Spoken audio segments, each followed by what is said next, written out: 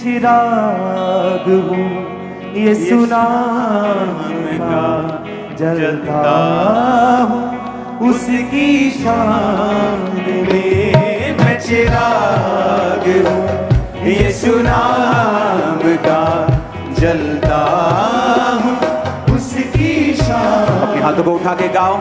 मैं चिराग हूँ यीशु नाम का, जलता हूँ उसकी शान में। मुझे क्या बुझाएगी आँधियाँ, मुझे क्या बुझाएगी आँधियाँ, मैं हूँ पाक रूह की अमान में। मैं चिराग हूँ यीशु नाम का, जलता हूँ उसकी शान में। मैं चिराग हूँ यीशु नाम का, जलता हूँ उसकी शान में। मैं भला हूँ उसके कलाम से और जिंदगी के पैगाम से।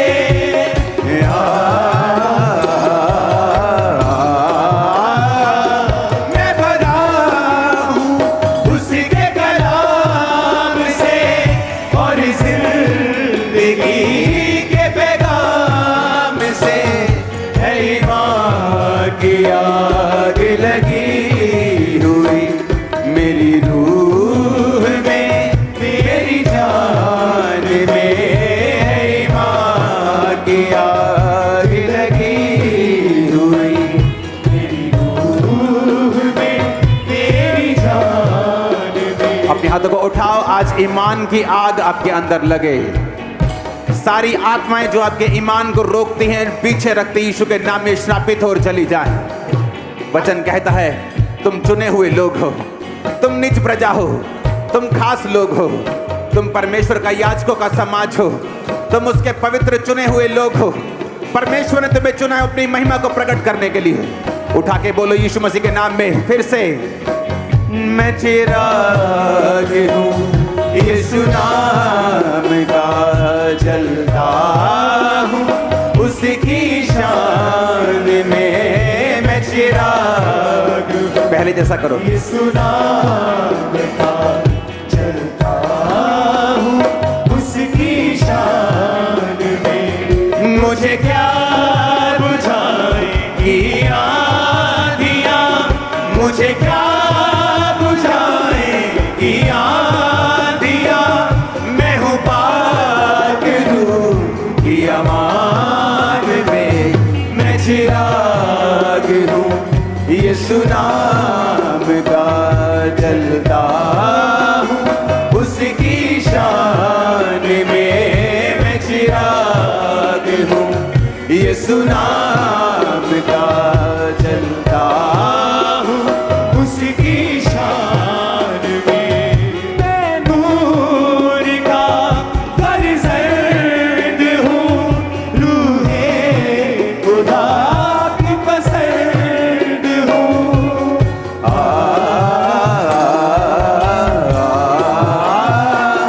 मैं नूर का फर्जंद हूँ, रूहे खुदा की पसंद हूँ।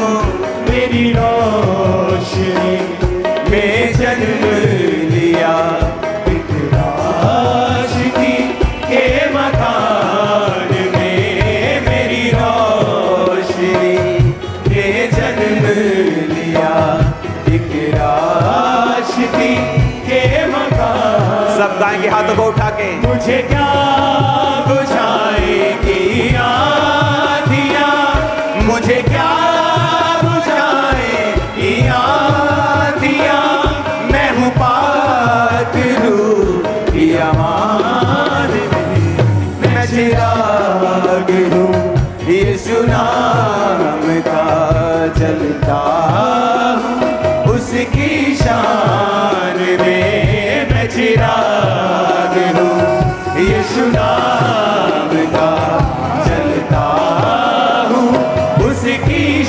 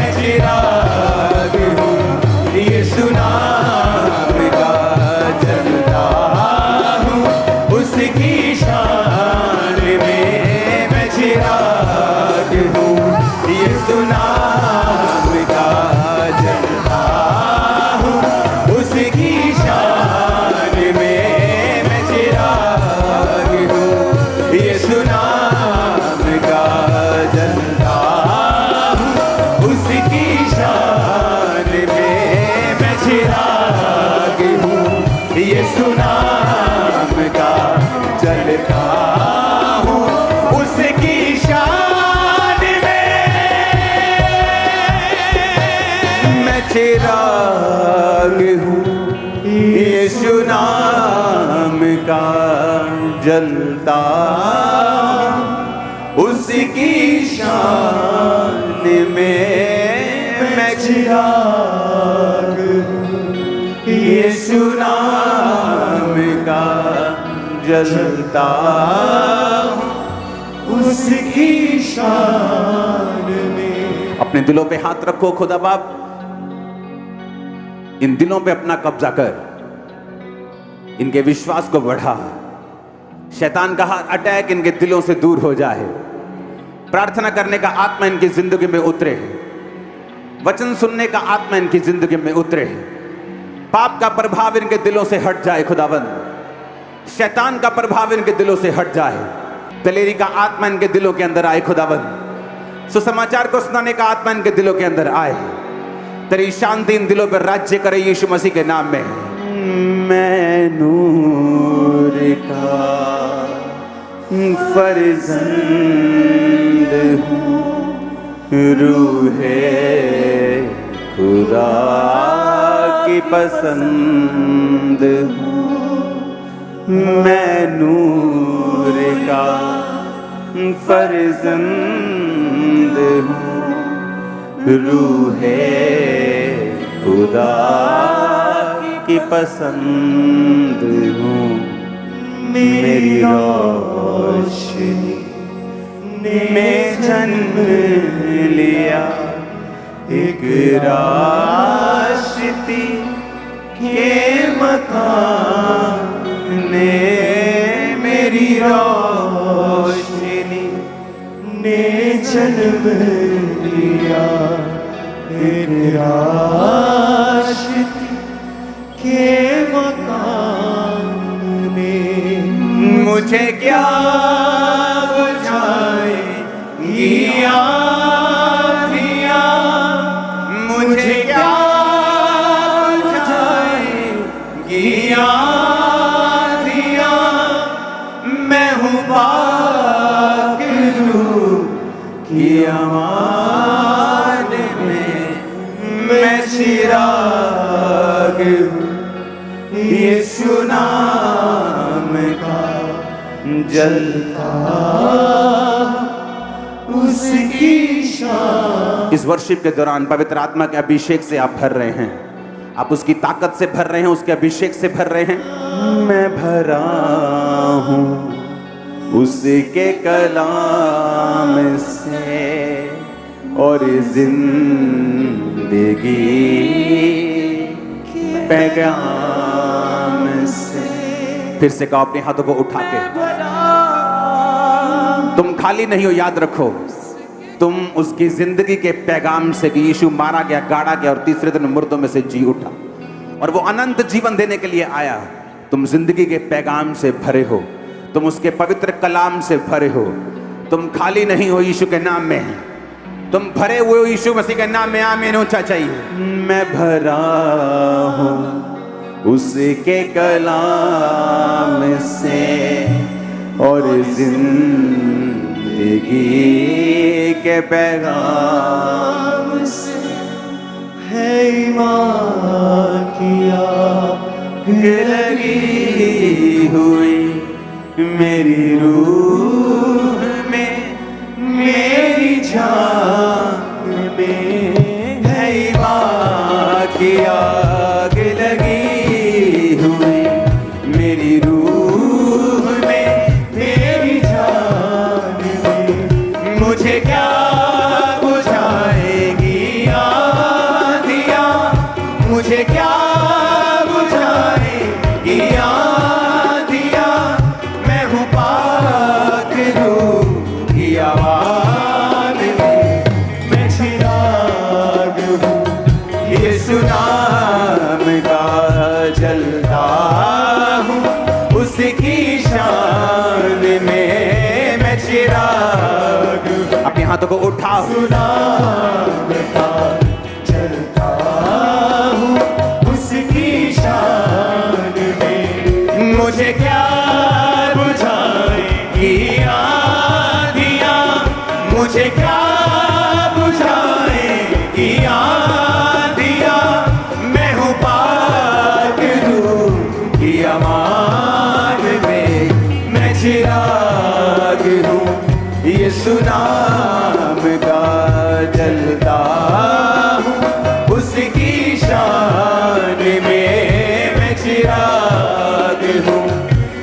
नाम का जलता हूँ, उसकी शान में मैं नूर का फर्जंद हूँ, रूहे खुदा की पसंद हूँ।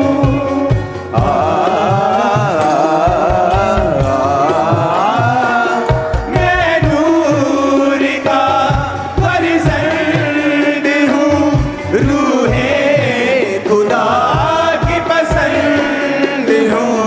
मेरी रोशनी में जन्म लिया आशिकी के मकान में, मेरी रोशनी में जन्म लिया आशिकी के मकान। सब गाएंगे हाथों को उठा के। मुझे क्या बुझाएगी आँधियाँ, मुझे क्या बुझाएगी आँधियाँ, मैं हूँ पाक रूह की अमान में, मैं चिराग हूँ यीशु नाम का जलता हूँ, उसकी शान में मैं चिराग हूँ यीशु नाम का जलता हूँ, उसकी शान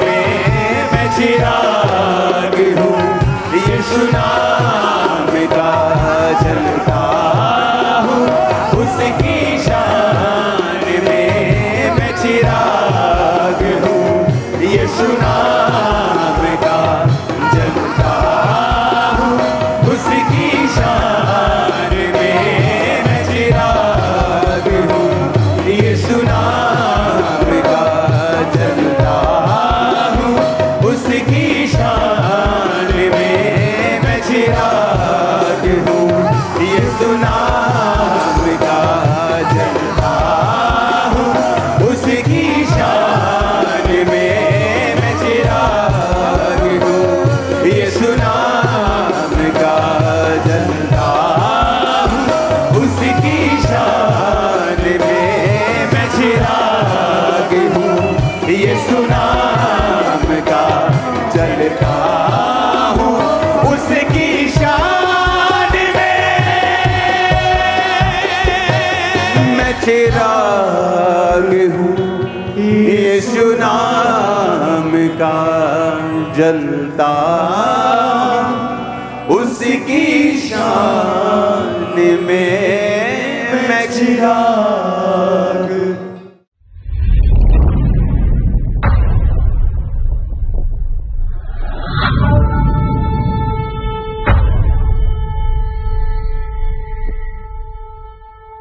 अपने हाथों को उठाओ। Thank you Jesus. खुदा बाप तेरा पवित्र आत्मा जिनकी ज़िंदगी में बड़े कार्य करें, आज का वचन इनकी ज़िंदगी में 100 गुना फलों को लेके आए पिता।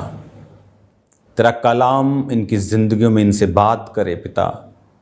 तेरी वाणी इनको सेम न रहने दे खुदावंद, इनके मनों में शांति और तसल्ली को पैदा करे। ये वचनों को सुने और सेम न रहें प्रभु यीशु मसीह के पवित्र नाम में, आमीन आमीन। God bless you all. Congratulation आप सबको प्रेयर माउंटेन के लिए। रोज की रोटी जो आप रोज सुन रहे हैं, एवरी डे रोज वचन को सुनना, ये आपके लिए मेरे लिए ब्लेसिंग है। मेरा सुनाना मेरे लिए ब्लेसिंग है। आसान नहीं है लेकिन मुश्किल भी नहीं। बाइबल कहती है प्रेरितों के काम में कि जब प्रेरितों को बोला गया कि हमारी विधवाओं की सुधि नहीं ली जाती, तो उन्होंने कहा कि ऐसा तो हो नहीं सकता कि हम वचन और प्रार्थना की सेवा को छोड़कर खिलाने और पिलाने की सेवा में रहे। तो आओ हम 7 मनुष्यों को चुनते हैं जो ये काम करेंगे। आज खामरा चर्च में मेरी टीम में 400 फुल टाइम वर्कर्स हैं, बिलीवर्स हैं, को वर्कर्स हैं, मेरी तरह जो काम कर रहे हैं, कुछ फ्री काम कर रहे हैं, बहुत से वॉलंटियर बेसिस पे काम कर रहे हैं। फुल टाइम 400 लोग फुल टाइम वो काम कर रहे हैं ताकि मैं यहाँ प्रीच कर सकूं, आपको रोज आपको बता सकूं परमेश्वर के वचन के बारे में, क्योंकि ये डीप टीचिंग्स को सुनने के बाद आप सेम नहीं हैं। आज उस वचन को हम पढ़ते हैं। 11 आयत से शुरू करता हूँ। मैथ्यू मत्ती 1:11 1:11। और बंदी होकर बेबीलोन जाने के समय में योशिया से यकुन्याह और उसके भाई उत्पन्न हुए। तो मैंने आपको बताया था कि क्यों वंशावली लिखी है। आज लोगों को मालूम नहीं है। आप उनसे पूछ सकते हैं कि आपके परदादा का नाम बताइए, अपने परदादा के दादा का नाम बताइए, उन्हें नहीं मालूम। लेकिन जिस परमेश्वर को आप और मैं मान रहे हैं, आदम से पहला बंदा आदम, जो 950 साल के करीब जिया, पहला इंसान, उससे लेके नाम तक, उनके परिवार तक की पूरी लिस्ट बाइबल में लिखी है। वो क्योंकि वो जीवित परमेश्वर है। वो कहानियों वाला परमेश्वर नहीं है कि जिसका आगे पीछे का कुछ मालूम नहीं, कहां से आया, क्या करता है, क्यों करता है, कुछ कैसे मिलना है, किसी को कुछ नहीं पता। इसलिए कहता अंधी भेड़ों की तरह नहीं, आंखें खोल कर चलो। खुदा ने दिमाग इतना बड़ा क्यों दिया है? दिमाग का, टांग का ऑपरेशन डॉक्टर करते हैं आधे घंटे, 1 घंटे, 2 घंटे में फ्री। दिमाग का ऑपरेशन करना हो तो कितने साइन होते हैं भाई साहब, कुछ भी हो सकता है सक्सेसफुल हो, क्योंकि दिमाग में खरबों नाड़ियां हैं, अरबों न्यूरॉन्स, कई इतनी चीजें दिमाग में चल रही। और वो इतना कॉम्प्लिकेटेड बड़ा क्यों बनाया खुदाबंद ने? सब आसमान के रॉकेट, चंद्रयान से लेके हर एक साइंस का बड़ा प्रोजेक्ट इसी दिमाग की उपज है। इतना बड़ा क्यों? ताकि आप लोग चेक कर सकें, परख सकें, जीवित परमेश्वर की पहचान कर सकें। हर बस दिल्ली नहीं जाती, हर बस लुधियाना नहीं जाती, हर ट्रेन जलंधर नहीं आती। स्वर्ग जाने का रास्ता प्रभु यीशु मसीह बाइबल में लिखा है। एक एक वंशावली है। जीसस क्राइस्ट, बाइबल कहती है, जब मैं इसकी 17 आयत को पढ़ता हूं, इस प्रकार अब्राहम से दाऊद तक 14 पीढ़ी, दाऊद से बेबीलोन को बंदी होकर पहुंचाए जाने तक 14 पीढ़ी, बंदी होकर बेबीलोन को पहुंचाए जाने के समय से मसीह तक 14 पीढ़ी। वो एक एक कंट्रोल परमेश्वर कर रहा है। देखो 14। ये कोई इत्तेफाक? आपको क्या लगता है? इत्तेफाक नहीं है। एक राइट टाइमिंग थी जीसस क्राइस्ट के आने की। एक राइट टाइमिंग थी कि 14 पीढ़ी तक दाऊद था, अब्राहम से लेके। फिर जब बंदी बना लिए गए, दाऊद से लेके बंदी बनाने के टाइम तक 14 पीढ़ी, बंदी बनाए जाने के बाद से जीसस तक 14 पीढ़ी। और आप बोलते हो, लोग बोलते हैं जीसस क्राइस्ट क्या सच्चा खुदा है? वो जीवित खुदा है। मैं आपको डिक्लेयर कर रहा हूं, वो कमाल का जीवित परमेश्वर है, बोलने वाला, जिंदा, सुनने वाला खुदावंद है। अब बंदी क्यों बनाए गए? अगर आप पढ़ेंगे बाइबल में तो जो 10 आयत थी, हिजकिया से मनश्शा उत्पन्न हुआ, यहां प्रॉब्लम हुई। क्या प्रॉब्लम हुई? जो हिजकिया था, परमेश्वर ने उसे एक मैसेज दिया, हिजकिया तेरी उम्र खत्म हो गई। उसको एक रोग हो गया था, वो कैंसर का रोग था। जब उसकी उम्र खत्म हो गई तो हिजकिया को, क्योंकि और कोई भी आपको जब फोड़ा होता है या बड़ा कोई जख्म होता है तो मोस्टली हील हो जाता है, लेकिन जो कैंसर की चीज़ें होती हैं वो ठीक नहीं होती। तो उसके एक ऐसा जख्म था जो हीलिंग नहीं हो रहा था, लेकिन उसकी मौत के करीब उसको लेके जा रहा था। तो खुदा ने कहा तेरी मौत आने वाली है, तो अपने घराने को जो आज्ञा देनी है दे, जो बांटना है बांट, जिसमें जो करना है कर, तू आने वाला है मेरे पास। तो बाइबल कहती है उसने दीवार की ओर मुंह किया। तो बाइबल कहती है उसने दीवार की ओर मुंह किया और वो रोया और प्रभु को बोला कि परमेश्वर मैं आज्ञाओं को मानता आया हूं, मैं तेरे साथ वफादारी करता आया हूं, मैं अपने पूरे तन मन से तेरे साथ चलता आया हूं, मैं मरना नहीं चाहता। तो बाइबल कहती परमेश्वर ने अपने नबी को बोला कि जा और उसको बोल मैं तेरी उम्र को 15 साल बढ़ाता हूं और अंजीर की टिक्किया उसके जख्म पर बांध देना, वो ठीक हो जाएगा। और वो ठीक हो गया। उसको प्रभु ने निशानी भी दी कि घड़ी का इधर जाती जाती घड़ी होती थी, वो इधर चली जाएगी। तो उसको अलग आप बाइबल पढ़ेंगे तो आपको समझ आएगा। ये इशाया 38 में, या आप पढ़ लेना कहाँ पे हिजकिया की स्टोरी है। 2 जगह बाइबल में उसकी स्टोरी है, इतिहास में भी शायद है, तो आप उसको पढ़ लेना। तो जब उसका टाइम आएगा तो मैं आपको पढ़ा दूंगा। तो जब अब आगे सुनने वाली बात है, क्यों बंदी बनाए गए? तो बंदी इसलिए बनाए गए कि जब परमेश्वर आपको ग्रेस देता है, मेक श्योर आप उस ग्रेस को अब्यूज ना होने दें। अब्यूज कैसे हुआ कि जब हिजकिय्याह को 15 साल उम्र मिल गई, तो जब पड़ोसी देश के राजाओं को मालूम हुआ कि भाई साहब वो तो डेथ बेड से मरता मरता भाई साहब ये तो पूरा चंगा हो गया बंदा, तो उन्होंने, अब ऊपर से खुश हैं लेकिन अंदर से तो फिर जले पड़े हैं वो, और वो आए इसके पास। और बाइबल कहती हिजकिय्याह ने अपने सारे हथियार कहाँ रखता है, क्या सिस्टम है, अपने दुश्मनों को दिखा दिया।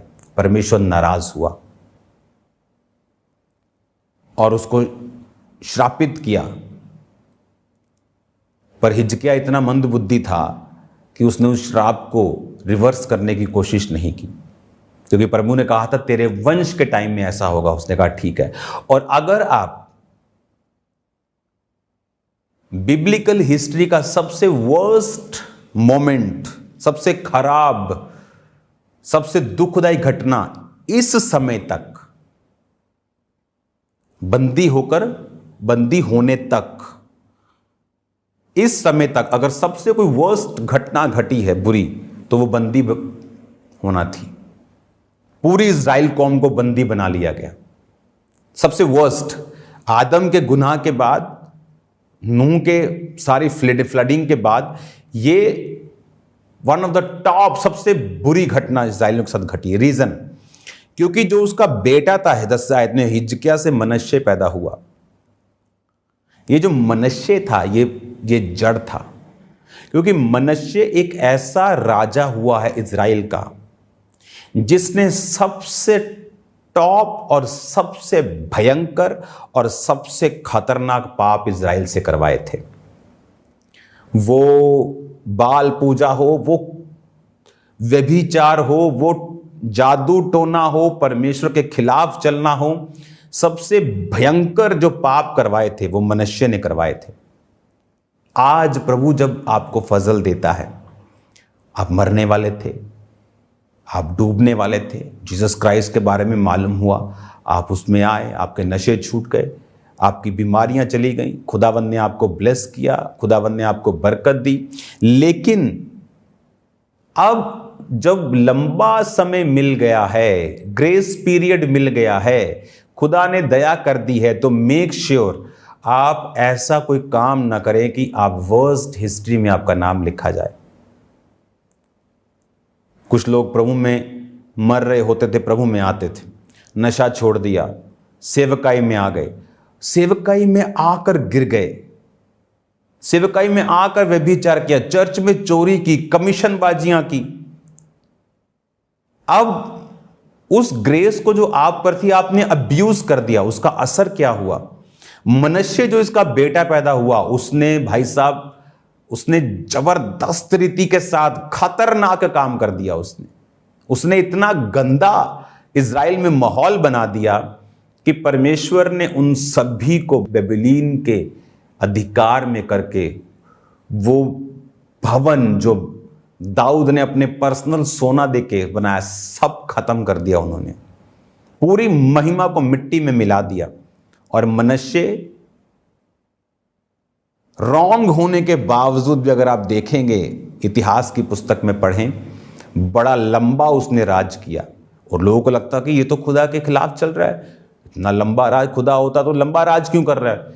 लेकिन बड़ी डेंजरस चीज़ है ये, मैं आपको बता रहा हूँ। जब किसी के गलत चलने पर उसको रिजल्ट नहीं मिलता उसके गलत का, तो ये सोच लो कि परमेश्वर बहुत कुछ खतरनाक प्लान कर रहा है। आप आज कुछ गलत करें, कल कुछ आपको जवाब मिल जाए, थैंक्स करो खुदावंद का कि आप फ्री हो गए हो, जल्दी सजा मिल गई, आप खत्म, फ्री हो गए। लेकिन अगर वो जवाब नहीं दे रहा है तो फियर हिम, क्योंकि वो जवाब बहुत लॉन्ग टाइम तक इफेक्ट होने वाला आपको देने की कोशिश कर रहा है। अब वो बंदी बना लिए गए। इमेजिन करो, राजा बंदी बना लिया गया, प्रजा, अमीर लोग, बिजनेसमैन, बुजुर्ग, बच्चे, घर, एवरीथिंग, भवन जला दिया, सब मिट्टी कर दिया। क्यों? क्योंकि हिजकिय्याह नाम एक प्रभु के बंदे ने ग्रेस को अब्यूज कर दिया। मनश्शे नाम के उसके बेटे ने इज़राइल में पूरा गंद मचा दिया।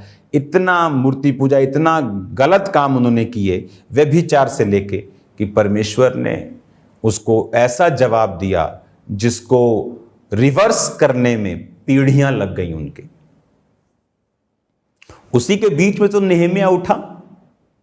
जब नेहमिया के पास भाई यार बोला कि यरूशलेम की हालत बहुत खराब है, वो कौन सा टाइम था? वही टाइम की बात कर रहा हूं जब बंदी होने के बाद। हालेलुया। तो एक हिजकिया से मनश्शे उत्पन्न हुआ, हमने पढ़ तो लिया, लेकिन कौन मनश्शे, कौन हिजकिया? मनश्शे से अमोन, अमोन से योशिया, उसके बाद वो बंदी बना लिए गए, क्योंकि वो मनश्शे का जो पाप का घड़ा नहीं, उसने पाप की टंकी भरी। और जब घड़ा नहीं भरता, टंकी भरती है, पूरी प्रजा ने उसकी जो कीमत थी उसको चुकाया। 12 आयत में लिखा, बंदी होकर बेबीलोन पहुंचाए जाने के बाद यकुन्याह से शालेतिल, शालेतिल से जरुब्बाबेल, जरुब्बाबेल से अबीहूद, अबीहूद से इलायकीम, इलायकीम से अजोर, अजोर से सदोक, सदोक से अखीम, अखीम से इलीहूद, इलीहूद से एलियाजर, एलियाजर से मत्तान, मत्तान से याकूब, याकूब से यूसुफ जो मरियम का पति था, और मरियम से यीशु जो मसीह कहलाता है उत्पन्न हुआ। इस प्रकार अब्राहम से दाऊद तक 14 पीढ़ी, दाऊद से बेबीलोन को बंदी होकर पहुंचाए जाने तक 14 पीढ़ी, बंदी होकर बेबीलोन को पहुंचाए जाने के समय से मसीह तक 14 पीढ़ी हुए। हालेलुया। अगर आप यीशु मसीह की वंशावली को पढ़ते हैं, आपको यह मालूम होता है कि जीसस क्राइस्ट जो थे, यहां पर मैथ्यू की वंशावली में जो लिखा है उसमें उसने जीसस क्राइस्ट को यूसुफ के साथ, उसके जो मरियम का पति था उसके साथ उसके वंश को जोड़ा है। लेकिन आप बोलोगे वो तो मरियम का बेटा था, या यूसुफ का तो वो बेटा ही नहीं था। लेकिन अगर आप अगली वंशावली को पढ़ते हैं तो उसमें आपको ये मालूम होता है कि जो मरियम थी वो भी उसी वंशावली से आती है। इसीलिए वो एक ही अपने ही कुटुंब में वो मैरिजेस करते थे, उससे बाहर वो नहीं जाते थे। लूका 3 की अगर आप 21 से 38 पढ़ेंगे तो जब ये वंशावली आप पढ़ेंगे वो आदम तक है। जीसस क्राइस्ट की वंशावली आदम तक। इसमें आप पढ़ेंगे कि वो अपने बाप के वंश से भी था और मरियम के वंश से भी था। क्यों लिखा है? क्योंकि जीसस क्राइस्ट रियल है। एक एक कितने परदादा हो गए, परदादों के परदादा के दाऊ के परदादे के परदादा कितने हो गए, देखो 42 पीढ़ियां, और उससे भी पहले आदम तक लगाएंगे तो वो पीढ़ियां हमें नजर आती हैं। हालेलुया। अपनी लाइफ पर की गई खुदा की ग्रेस को अब्यूज मत करें। खुदा ने जो अनुग्रह आपको दिया है उसे तुच्छ मत समझें। जो ग्रेस जितनी दी है, आज आपके पास थोड़ी ग्रेस है, थैंकफुल रहें, कल बढ़ जाएगी। आज आपके पास ज़्यादा बरकत है, थैंकफुल रहें, कल बढ़ जाएगी। उस बरकत में आप वफादार नहीं हैं, कल की गारंटी नहीं है। बाइबल कहती है जो थोड़े में धर्मी नहीं रहा वो ज़्यादा में भी धर्मी नहीं रहेगा। बाइबल कहती है जो थोड़े में वफादार नहीं रहा वो ज़्यादा में भी वफादार नहीं रहेगा। आपको ये बात का ध्यान रखना है, आपको धर्मी रहना है, थोड़े में वफादार रहना है, ताकि परमेश्वर आपको बरकत दे। वो आपको देखकर निराश ना हो, वो आपको देखकर बरकत दे। वो जब आपकी ओर देखे तो उसे ये मालूम हो कि आप वफादार हैं और वो आपको और बढ़ाए। हालेलुया। अब जब हमने वंशावली को 1 से लेकर 17 आयत तक पढ़ लिया, हमें यह मालूम हुआ वंशावली में कौन लोग जुड़े, जो लोग परमेश्वर के साथ वफादार थे। दाऊद के बाद सुलेमान का नाम आया, दूसरों का नाम क्यों नहीं आया? क्योंकि सुलेमान एक आत्मिक व्यक्ति था जिसने दाऊद अपने बाप को पूरी तरह से फॉलो किया, बाकियों ने फॉलो नहीं किया। किसी को लगता था दाऊद का जो बड़ा बेटा था वो राजे का दोता था, यानी उसकी जो माँ थी वो एक राजकुमारी थी। तो उसे लगता था कि मेरा नाना राजा है, मेरी माँ राजकुमारी है, बाप दाऊद मेरा राजा है, मुझसे बेटर तो कोई हो ही नहीं सकता इस राज को चलाने के लिए, मैं तो अगला राजा हूं ही। आप मिनिस्ट्रीज में जाके देखो कौन लोग कामयाब हैं। जो लोग अपने आप को समझते कि मैं तो कोर्स करके आया हूं, मेरे पास प्रोफेशनल डिग्री है, मैं तो ये, और वो फेल हो जाते हैं मिनिस्ट्री में। और कौन कामयाब नजर आते हैं आपको? जो स्पिरिट को फॉलो करते हैं, जो अपने मेंटर की बातों को फॉलो करते हैं, जिनको मालूम है कि मुझे काम करना है, असाइनमेंट है। क्योंकि आपके मेंटर को जो मालूम है वो आपकी प्रोफेशनल डिग्री फेल है उसके सामने।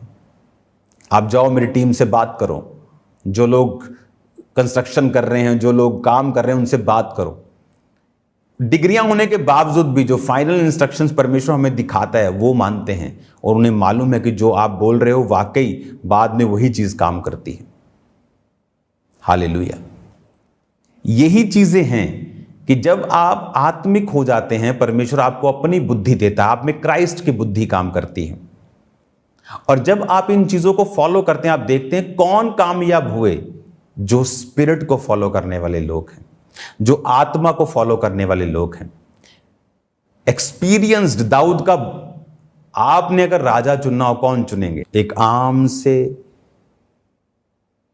उसकी मम्मी जो उरिया थी वो कौन थी? एक आम सैनिक की पत्नी, जो जी सर जी सर जी सर जी सर जी राजा जी। दाऊद की उससे शादी हुई, एक तरह का उसको त्यागा गया था। उसकी पत्नी, बाकी बच्चे उसको क्या समझते होंगे आप नोटिस कर सकते हैं। वो सुलेमान मालूम था, past is past and my past is over. जब खुदा आपको बढ़ाता है, आपके पास्ट को नहीं देखता। जब वो आपको ब्लेस करने की ठान लेता है और आप उसके पीछे चलने को ठान लेते हैं, वो पास्ट को नहीं देखता।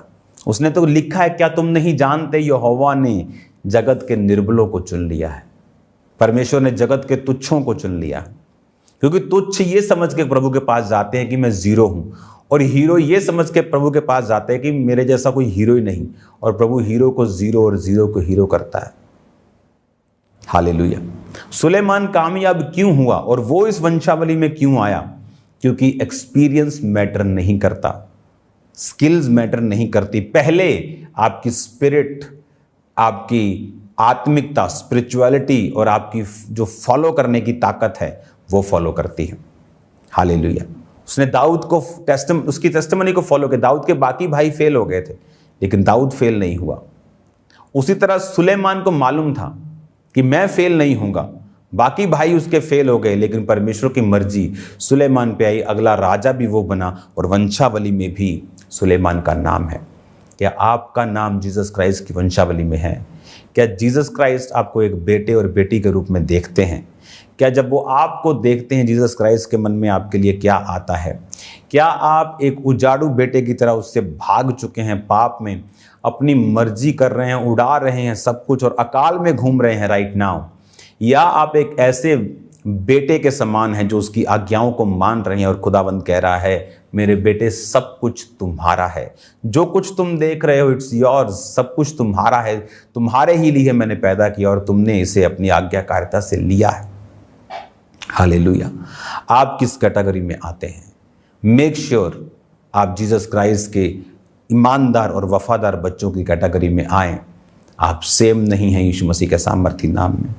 आज हमने वंशावली को पढ़ा है, इसको भी मैंने आपको जितना आपको बताना चाहिए आज की डेट में, जितनी डिटेल में मैंने आपको बताया है, इसको और डीप हम पढ़ेंगे आने वाले समय में, और डीप जाएंगे इसमें कि किस तरह से, अगर आप इसमें देखें यहूदा 3 आयत में, यहूदा और तमार से फिरिस और जोरा उत्पन्न हुए। इसमें एक बहुत बड़ी स्टोरी है। जो यहूदा था, उसके जो बाइबल कहती है वो संगति से निकल गया था। जब इन लोगों ने अपने भाई को बेचा, यूसुफ को बेच दिया था, तो आपको मालूम है यूसुफ को बेचने के बाद परमेश्वर का कर्ज इस पूरे भाइयों पे आया था। हर चीज बाइबल में मेंशन नहीं, आपको स्पिरिट से और आपको डीप स्टडीज से आपको फॉलो करना पड़ता है इसको। और क्या हुआ, इन भाइयों की एकजुटता थी। सब यूसुफ को सबने एक मन होके, अगर एकजुटता ना होती तो कुछ बोलते नहीं भाई उसको नहीं बेचना, नहीं मारना। एकजुटता थी, गड्ढे में गिराया, बेच दिया, आगे कर दिया। उसके बाद इनके घर में कर्ज आया और यहूदा अपने भाइयों से अलग हो गया। अगर आप पढ़ेंगे उत्पत्ति की पुस्तक को, अलग होकर वो अलग जगह रहने लगा। जब अलग जगह रहने लगा तो संगति नहीं थी, खुदा की संगति नहीं थी। अलग लड़की से शादी की जो परमेश्वर को नहीं जानती। जब आपकी पत्नी, बच्चों की माँ जिसे यीशु मसीह के बारे में मालूम नहीं, तो वो अपने तरीके से बच्चों को पालेगी, अपने तरीके से बच्चों की परवरिश होगी, उसी संसारिक रीति से, बुरे के साथ बुरा, आंख के बदले आंख, दांत के बदले दांत, वही स्कीमें, वही लॉजिक, वही कहानियां, कथा कहानियां, वही डफर किस्से। Life is a struggle. उस तरह से बच्चों को पैदा किया। हुआ क्या, बाइबल कहती जब इसका बच्चा पैदा हुआ इसकी पत्नी से, तो वो यहोवा के लेखे में दुष्ट ठहरा और वो मर गया। और जब छोटे भाई के साथ उसकी शादी कर दी गई तो वो भी करप्ट निकला और उसने कहा छोटे भाई के साथ शादी करो, क्योंकि जो पहला बच्चा होगा फिर वो बड़े भाई का कहलाएगा, ताकि उसका धर्म पूरा हो, उसका वंश नाश ना हो। लेकिन ये क्रिश्चियन नहीं था, यहूदी नहीं था, करप्ट था, उसने बेबी नहीं किया, परमेश्वर ने उसे भी मार दिया। कल इसको मैं कंटिन्यू करूंगा। और अब आप देखना, इसमें से परमेश्वर आपसे बात कर रहा है, वो आपके साथ आपकी लाइफ में काम कर रहा है। परमेश्वर अपने हाथों को उठाएंगे। Thank you Jesus. खुदा बाप तेरा पवित्र आत्मा इनकी जिंदगी में अजीब और अचंभी रीति के साथ कार्य करें। खुदा बाप तेरा पवित्र आत्मा इन सब की जिंदगियों में अजीब और अचंभी रीति के साथ कार्य करें। तेरा वचन इनको सिखाए, समझाए और शुद्ध करे। प्रभु यीशु मसीह के नाम में मैं इनको आशीषित करता हूँ। खुदावन, जितने पहली बार आज मुझे देख रहे हैं, वचन को सुन रहे हैं, उनके लिए प्रार्थना कर तू उन्हें बरकत दे। और वो लोग जो आज पहली बार जुड़े हैं, अपने हाथों को उठाकर आंखों को बंद करेंगे, मेरे पीछे बोलेंगे, प्रभु यीशु मुझे माफ़ कर, मुझे साफ कर, अपनी आत्मा से मुझे भर। प्रभु यीशु मसीह मेरे जीवन में काम कर, मेरा उद्धारकर्ता बन जा, मेरे दिल में आ, अपनी आत्मा को मुझे दे, यीशु के नाम में, आमीन। Thank you Lord. आपकी स्क्रीन्स पर चर्च के एड्रेस होंगे। आपको चर्च का हिस्सा बनना है ताकि आप प्रभु के वचनों को सीख सकें। आज शाम को प्रार्थना पहाड़ की प्रेयर्स में जुड़ना मत भूलना। फायर प्रेयर, सामर्थी प्रेयर, उस 1 घंटे की आग की प्रेयर्स में आपको रहना है। आप सेम नहीं होंगे यीशु मसीह के नाम में। बरकतें आपका हिस्सा हैं यीशु मसीह के नाम में। आज शाम को मैं आपको मिलता हूँ खुदावंद के blessed new glorious prayer mountain में। आप सेम नहीं हैं। God bless you all. जय मसीह के सबको।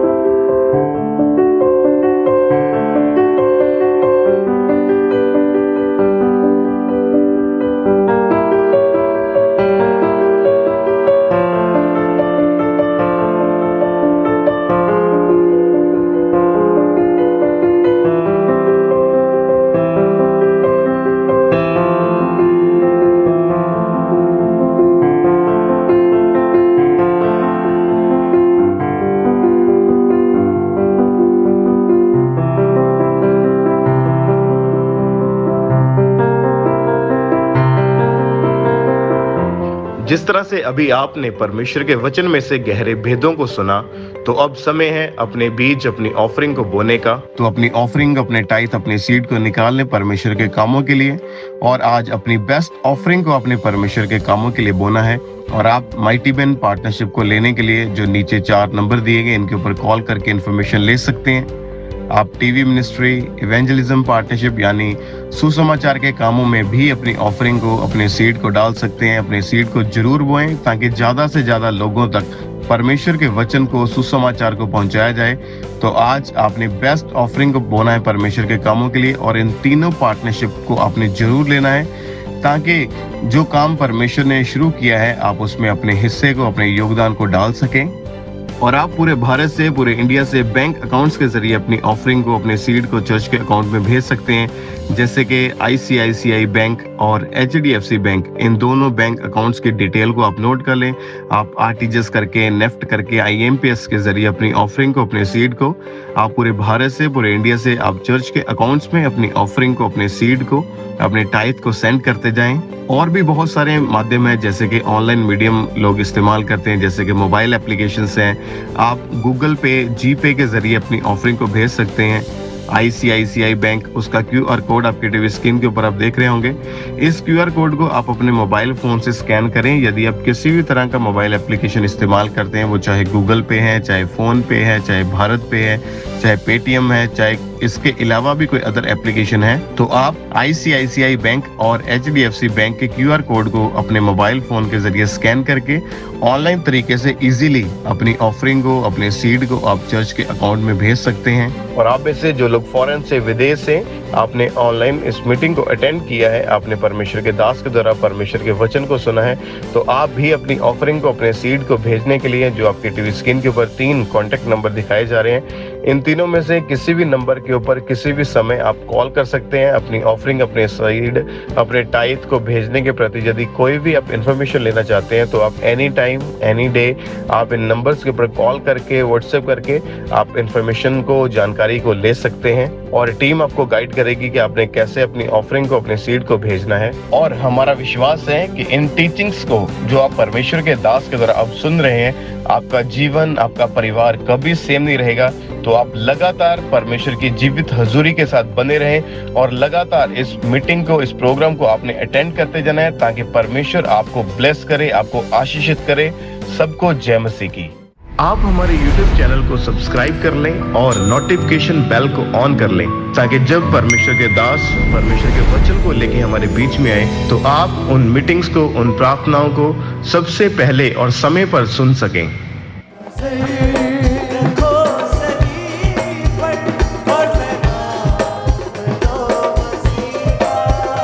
उसके वचनों पे चलते रहो, उम्र भर उसके वचनों पे चलते रहो, उम्र भर यही नाम है सबर का।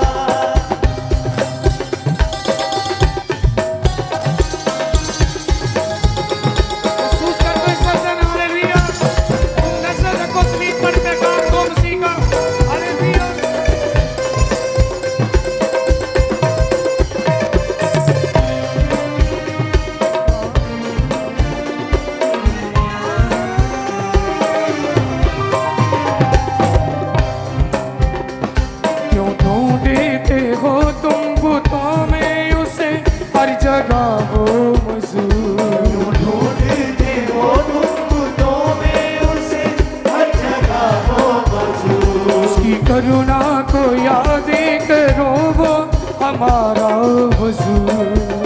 उसकी करुणा को याद करो, वो हमारा हुजूर। ना डरो तुम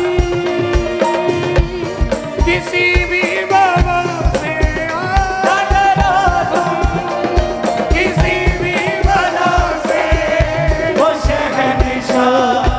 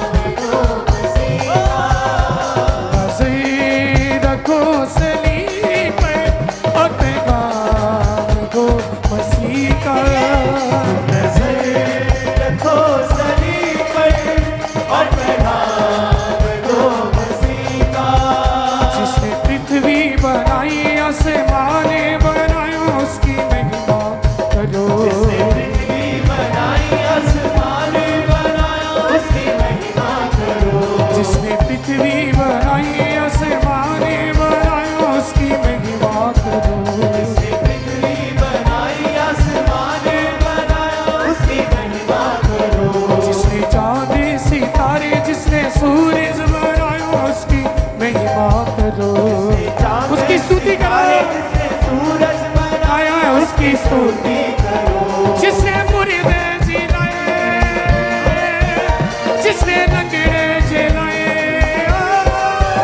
जिसने मुर्दे जिलाए, जिसने लंगड़े जिलाए, वो मसीह को है जगाना।